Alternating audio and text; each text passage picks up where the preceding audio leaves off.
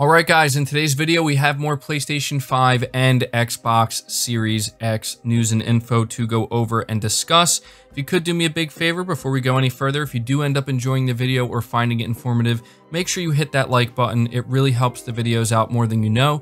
Hit the subscribe button if you haven't already, and hit the bell notification icon as well, so you're notified immediately anytime a new video goes live. I also want to remind everybody that tomorrow, Sunday at 12 p.m. Eastern, the next episode of Press X Podcast will be happening here on the channel live, so feel free to stop by and hang out. It's going to be a good time, as it always is. But getting into the topics here, the first thing I want to discuss with you guys has to do with PlayStation 5 accessories apparently shipping out early. Sony is notifying customers who were able to secure pre-orders from their website directly, specifically accessory pre-orders, that they will be shipping them out early. I was fortunate enough to be able to secure some PlayStation 5 accessories through PlayStation's website, and this is what the email says that they sent me. Hello, valued customer. Great news. We are excited to be shipping PS5 accessories early. The new launch date of your pre-ordered items will now be 10/30/2020, so October 30th.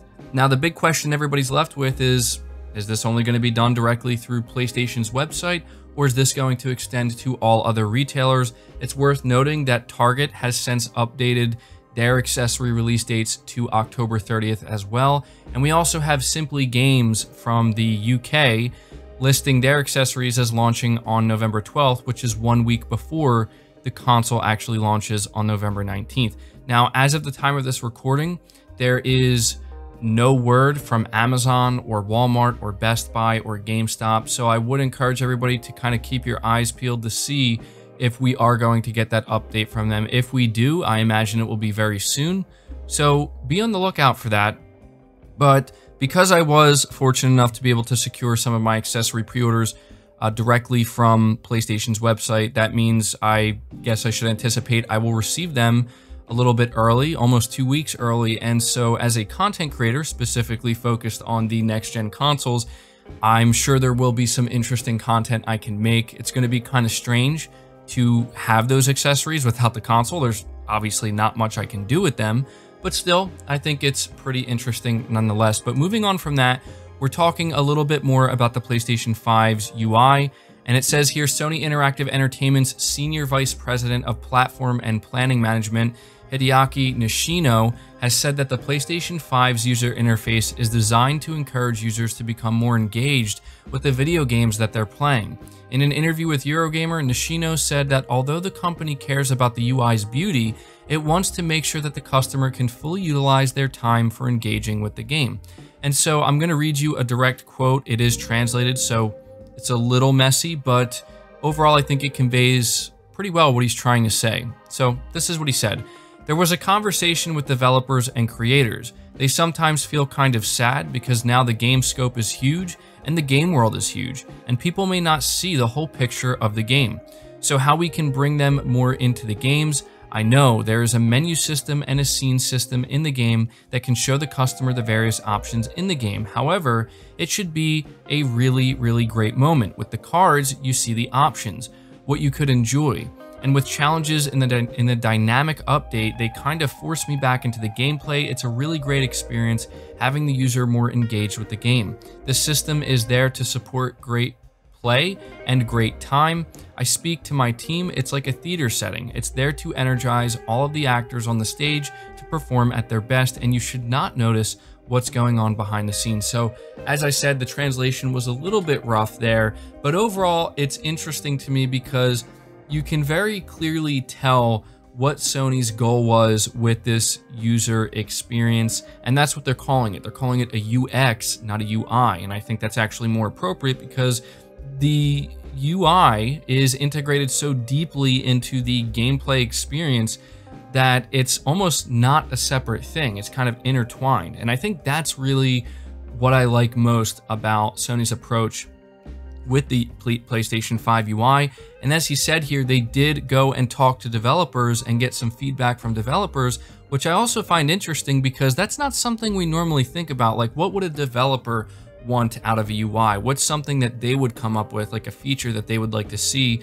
And I have to imagine that what Sony is integrating here is something that they did hear somewhat frequently from different developers. That's an assumption on my part. But either way, you guys know I really like what Sony's doing with the UI overall. I think that they're really going all in with trying to innovate and clearly revamp the experience, and I can't wait to finally engage with it. I also want to briefly let you guys know that Sony did confirm that the PS5 will allow physical copies of games to be played offline. This was actually confirmed during the same Eurogamer interview with Mr. Nishino, and says, like the PS4, the PS5 Disc Edition will not mandate download and installation of patches unless, of course, it's a multiplayer game. So if you are one of those who enjoy offline single-player games without being prompted to go online, you can rest easy knowing Nishino thinks that not being able to run a game off a disc is out of the question.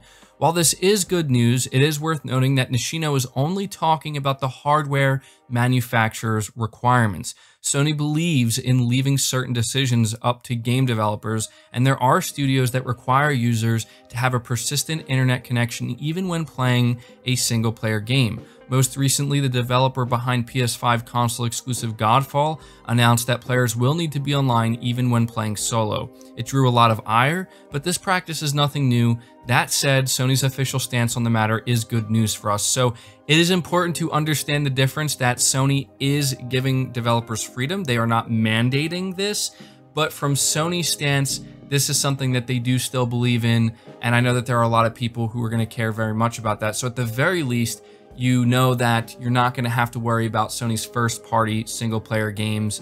But when it comes to third-party, as we're seeing with Godfall, that's up to them. But one last thing I do want to take a moment to talk about here are Phil Spencer's recent comments about Bethesda games and whether or not they are going to be exclusive to the Xbox ecosystem going forward. And unfortunately, we still do not have a clear-cut yes or no answer.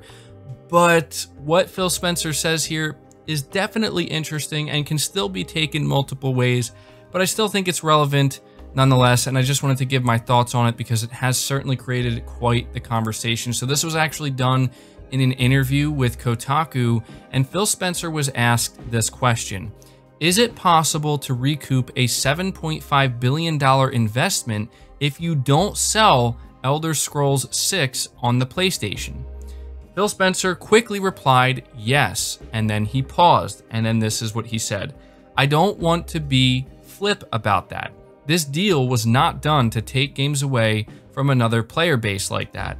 Nowhere in the documentation that we put together was, how do we keep other players from playing these games? We want more people to be able to play games, not fewer people to be able to go play games. But I'll also say, in the model, I'm just answering directly the question that you had. When I think about where people are going to be playing and the number of devices that we had, and we have xCloud and PC and Game Pass and our console base, I don't have to go ship those games on any other platform other than the platforms that we support in order to make that kind of deal work for us, whatever that means. So I gotta tell you, this is a really somewhat confusing answer that Phil gave, because you can very easily take it both ways. He says things here clearly that let you know they don't have to do anything. I mean, obviously they don't have to, but he's making it clear that it's not a matter of recouping that $7.5 billion. If they decide that they don't want a single future Bethesda title to release on any other ecosystem or platform, they don't have to. And they're not, apparently, if what Phil Spencer's saying here, they're not worried about the money side of things. They believe they can certainly recoup that money. And I only say this because there are people who have tried to, and, you know, I've also explored this avenue as well. You know, you think about $7.5 billion, there are those who have basically said that there's no way they could recoup this money. But, you know, Phil Spencer's quickly saying, yes, they can. Now, we have to understand the difference between the question that's being asked here. He's not asking him, will you release the Elder Scrolls 6 on PlayStation? That's not what he asked. And Phil Spencer acknowledged that himself. Phil said that he's just answering the specific question that was asked here, that being, can you recoup the money without putting it on PlayStation? The answer to that is yes. But he then also follows it up by essentially saying, however, we didn't make this deal in order to take games away from players. But then he also says, we also don't have to put these games, we don't have to ship these games on any other platform. So it's really confusing, honestly. Like, I don't know why he won't just answer the question directly. I mean, maybe this is like a smart marketing move because it gets people talking. However, if I had to give my opinion here on this, once again, based off of what Phil Spencer's saying, you know, he said twice now. Like, I mean, if you just take what he said here, first he said, yes, we can recoup the $7.5 billion. And he also said, we do not have to put these games on other platforms to make this deal work. And then he lists all the platforms that they have, such as xCloud, Game Pass, etc. And the only thing he said that goes against this, or maybe leaves the idea of Bethesda games going to PlayStation in the future, is he says that they did not make this deal with the intention to take games away from people. So, you know, from where I'm sitting, it seems likely that they're not going to let these bigger titles go to PlayStation. Although it could be a wait and see type of thing. Maybe that's why they're waiting to answer the question directly. To be honest, I don't know what to make of this. I feel like if you're somebody who believes, well, it seems likely maybe we will see the bigger future Bethesda titles on the PlayStation in the future, then sure, yeah, like, he's not saying, I mean, that no to that. He's saying that they didn't make this deal to take games away from people.